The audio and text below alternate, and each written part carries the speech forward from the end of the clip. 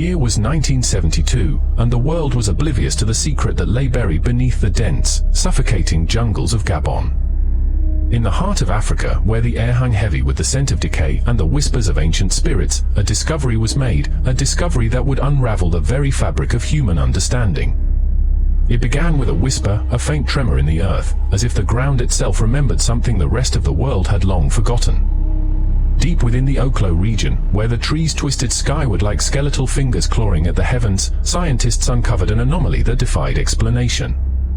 Uranium deposits, ancient and weathered, bore the unmistakable signature of having been used, spent, as if by some primordial hand. The numbers didn't add up, the ratios were wrong. It was as if nature itself had broken its own rules, or perhaps, as if something far older, far more sinister, had intervened. The locals, their eyes shadowed with a fear that seemed to stretch back through generations, spoke of the old ones. They called them the Anunnaki, the gods who had descended from the stars in ages past, wielding weapons of unimaginable power. These were not the gods of gentle myths or comforting tales, these were gods of war, of chaos, of destruction. They spoke of a time when the earth trembled beneath their feet, when the skies burned with their wrath, and when the very elements bowed to their will. The uranium anomaly, they said, was no accident. It was a relic, a scar left behind by a battle that had raged eons ago. A battle between gods. As the scientists delved deeper, the jungle seemed to close in around them, as if it were alive, watching, waiting. The air grew colder, the shadows longer. Strange sounds echoed through the trees, sounds that could not be explained, sounds that seemed to come from nowhere and everywhere all at once. It was as if the land itself was resisting their intrusion, as if it were guarding a secret too terrible to be uncovered. And then there were the artifacts. Buried alongside the uranium, encased in layers of rock that had not been disturbed for millennia, were fragments of a metal that should not exist. It was smooth, almost liquid in its texture, yet impossibly strong. It hummed faintly, a low, resonant vibration that seemed to seep into the bones of anyone who touched it. The locals refused to go near it, claiming it was cursed, a piece of the gods' wrath, a remnant of their terrible power. The scientists pressed on, driven by a mix of curiosity and dread. But as they worked, they began to notice things, small things at first. Tools would go missing, only to reappear in places they had already searched. The readings on their instruments would fluctuate wildly, as if some unseen force were interfering. And at night, when the jungle was at its darkest, they would hear it, a low, rhythmic chanting, just on the edge of hearing, as if the earth itself were whispering a warning. By the time they uncovered the chamber, it was too late to turn back. Hidden deep within the earth, sealed behind a wall of stone that bore markings no human hand could have carved, was a doorway. It was massive, ancient, and radiating an energy that made the air crackle with static. The symbols etched into its surface were unrecognizable, yet they seemed to pulse with a life of their own, as if they were alive, as if they were watching. The scientists stood at the threshold, their breath visible in the suddenly frigid air. They knew, without a doubt, that they were standing on the edge of something far beyond their understanding. Something that had been buried for a reason. Something that should have stayed buried.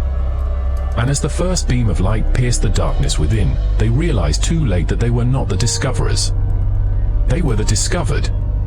The chamber was vast, its walls stretching into a darkness that seemed to swallow the light whole. The air was thick, heavy with the scent of ozone and something else, something metallic, ancient, and unnervingly alive.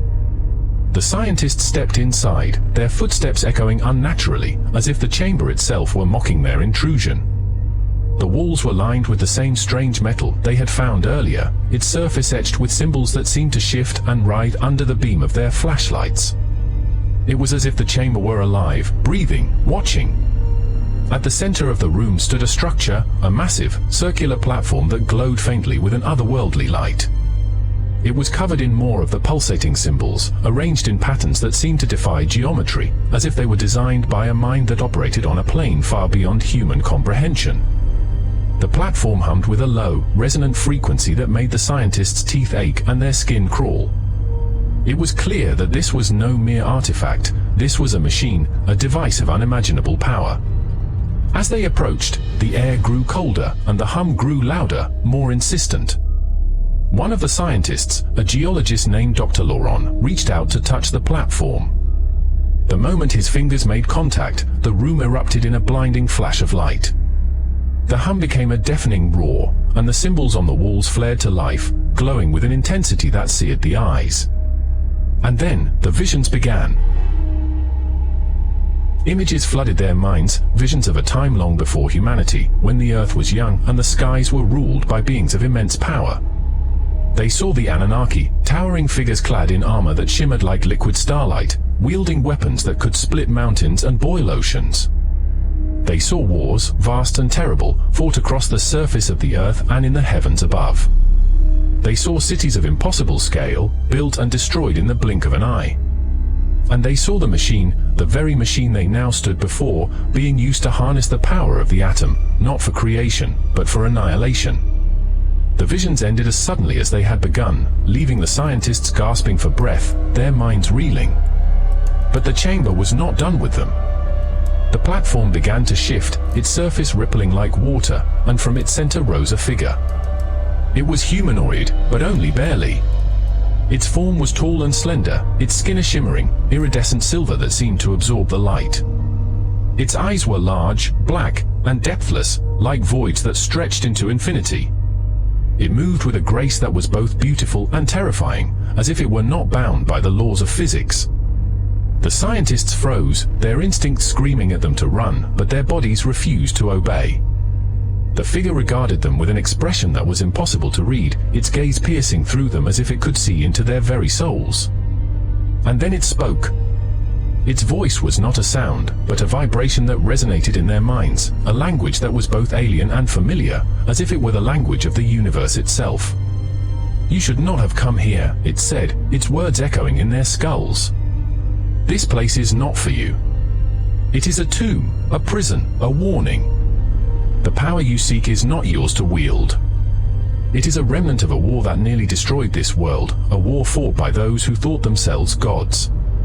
The figure stepped closer, its presence overwhelming, suffocating. The Anunnaki are gone, but their legacy remains. Their weapons, their machines, their hubris, all buried, as they should be. You have awakened something you cannot control. Something that should have remained dormant. As the figure spoke, the chamber began to tremble, the walls cracking and splintering as if the very earth were rejecting its existence. The platform's hum grew louder, more erratic, and the symbols on the walls began to flicker and fade. "Leave this place," the figure commanded, its voice now a roar that shook the chamber. "And never return. If you value your world, if you value your lives, you will forget what you have seen here. The gods are gone, but their wrath remains. And it is not a wrath you will survive."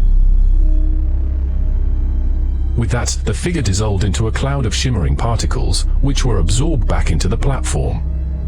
The chamber fell silent, the hum fading into nothingness. The scientists, trembling and drenched in sweat, stumbled back toward the entrance, their minds racing with what they had witnessed. But as they fled, one thought echoed in their minds, a thought that would haunt them for the rest of their lives. They had awakened something, and it was not done with them. The scientists emerged from the chamber, their faces pale and their hands trembling. The jungle, once alive with the sounds of birds and insects, was now eerily silent, as if the very earth were holding its breath. The air was thick with an oppressive stillness, a tension that seemed to coil around them like a serpent ready to strike. They knew, without speaking, that they had crossed a line that should never have been crossed. As they made their way back to their camp, the sky began to darken, though it was only midday. Clouds gathered overhead, swirling in unnatural patterns, as if the heavens themselves were reacting to what had been unleashed. The wind picked up, carrying with it a faint, acrid smell, like burning metal. The scientists quickened their pace, their hearts pounding in their chests, but the jungle seemed to stretch on endlessly, as if it were conspiring to keep them trapped. When they finally reached the camp, they found it in disarray. Equipment was scattered, tents torn apart, and the ground was littered with strange, metallic fragments that glowed faintly in the dim light. The local workers were gone, their belongings left behind as if they had fled in a panic. The scientists called out, but their voices were swallowed by the oppressive silence. And then the ground began to shake. It started as a low rumble, barely perceptible, but it quickly grew into a violent tremor that knocked them off their feet. The tree swayed and cracked, their roots tearing free from the earth. The air was filled with the sound of splitting rock and the deafening roar of the earth itself being torn apart.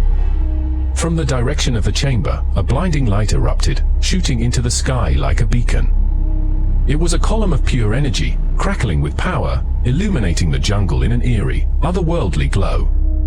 The scientists watched in horror as the light began to spread, consuming everything in its path. Trees disintegrated, the ground turned to ash, and the air itself seemed to burn. And then, from within the light, shapes began to emerge. They were tall, towering figures, their forms shimmering and indistinct, as if they were made of pure energy. Their eyes glowed with a cold, merciless light, and their movements were fluid, unnatural. They were the Anunnaki, or what remained of them, echoes of a time long past, awakened by the intrusion of those who had dared to disturb their slumber. The scientists tried to run, but their bodies refused to obey. They were frozen in place, held by an invisible force that seemed to emanate from the figures. One of the Anunnaki raised its hand, and the ground beneath the scientists began to crack and splinter, revealing a deep, glowing chasm. "You were warned," a voice echoed in their minds, cold and devoid of mercy. "You have brought this upon yourselves. The reckoning is at hand." The chasm widened, its edges glowing with the same energy that had consumed the jungle. The scientists felt themselves being pulled toward it, their bodies lifted off the ground by an unseen force. They screamed, but no sound came out. The light grew brighter, the heat more intense, until it was all they could see, all they could feel. And then, silence. When the light finally faded, the jungle was gone. In its place was a barren wasteland, the ground scorched and lifeless. The chamber, the camp, the scientists, all had vanished, as if they had never existed. But the Anunnaki remained. They stood amidst the ruins, their forms flickering like dying stars. For a moment, they seemed to hesitate, as if contemplating their next move. And then, as one, they turned their gaze to the horizon, where the rest of the world lay, oblivious to what had just transpired. "The reckoning is at hand," the voice echoed once more, a chilling promise that hung in the air like a death knell. And with that, the figures dissolved into the light, leaving behind only silence and ash. But the world would not remain oblivious for long. The Anunnaki had awakened. And they were not done. To this day, the Oklo region remains a place of mystery and fear. The uranium anomaly, once a scientific curiosity, is now a forbidden topic, buried under layers of secrecy and denial. Those who dare to speak of it are met with silence or derision, their claims dismissed as the ravings of the deluded. But in the darkest corners of the world, in the whispers of those who still remember, the truth lives on. The truth of the Anunnaki, of their wars, their weapons, and their wrath. The truth of a reckoning that is yet to come. For the gods may sleep, but they do not forget. And when they awaken, the world will burn.